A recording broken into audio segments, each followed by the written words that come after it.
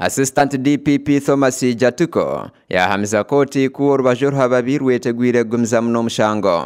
Pleader arukorereza abasibe Martha Karua yamanyisa koti ngo hariho ebizokire bisya atyo yashaba pleader Ernest Kalibara okushobora. Kalibara yashobora koti ngo bakaragirwa okora harfairo omukwababa okwebyenjenderwaho namba 3 omukoti eyebyenjenderwaho okwababa omukoti jini kijaho bwanyuma yo kwanjirira okurikiriza omushango gukasindukwa omukoti yenjenderwaho okushijumwa okureba yaba omushango gubasa gumizamu obwe hariho ebindi ebyarebekire. Is on matters that he has had severally in this court. I'm just reminding the court to see the defense point that these gentlemen whom the law presumes innocent have been in custody for 1 year. We would have no objection to the prosecution having all the time they need or they wish for.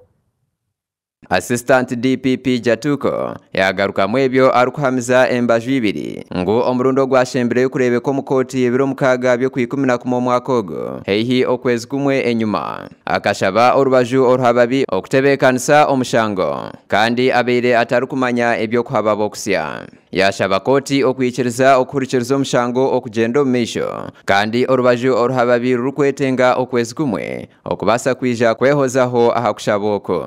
Kalibara yayikiriza ngo nkabo orubaju orhababi ebibabere batakabimanyisibweho ombutongore konka yashobora ngu babere bamanyireho okubiriyone biterezebwa. It appears the counsel believes that the prosecution really has no other matters they are attending to, as they are just sitting and waiting for this, my lord. So it's unfair just to say remove one and make it eight.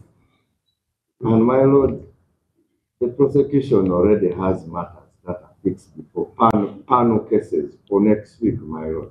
And it's common knowledge there are matters fixed for the ICD, Uganda versus Yahya Mwante, Tumba Wamala, where this team is the prosecution team in that case.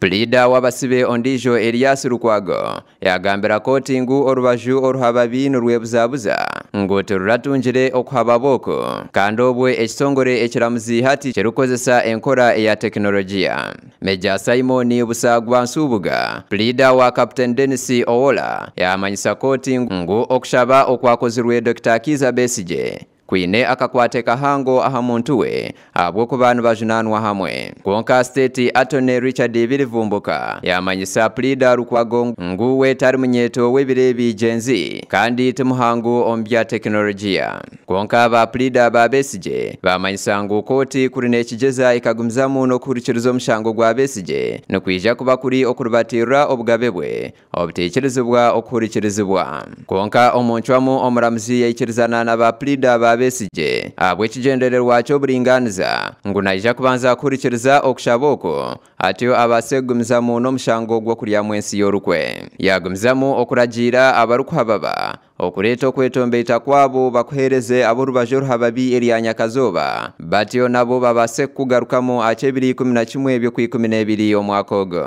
batyo babase kugeita no kushoronzi enshonga zabo ebiri 18 byo kwikuminebiri omwaka ogo okurugerwa ahamuramuzi abantu bejagaruka omukoti ebirabiri na bibiri byo kwikuminebiri omwaka ogo ogumizamo no kurikiriza emishango eje. Omuhari ba pleader ba Besije Samuel Muyizi Mulindwa yasima omuramuzi ahabwo gukora umurimo gwe n'obucurera iryanya kazoba. Dr. Kiza Besije Obied Rutare na Captain Dennis Owola nabajinarwe emishango yo kuryamo ensi yabo rukwe no kucumena ama yo kujumika government kandi orubaju orhababi orwa government nororeka ngo bonshatwaba omurembo Geneva, Athens, Nairobi hamwe na Kampala bakashonde sente nebyo kurwanisa barukutebekanisa obugomi bwo kujumika government.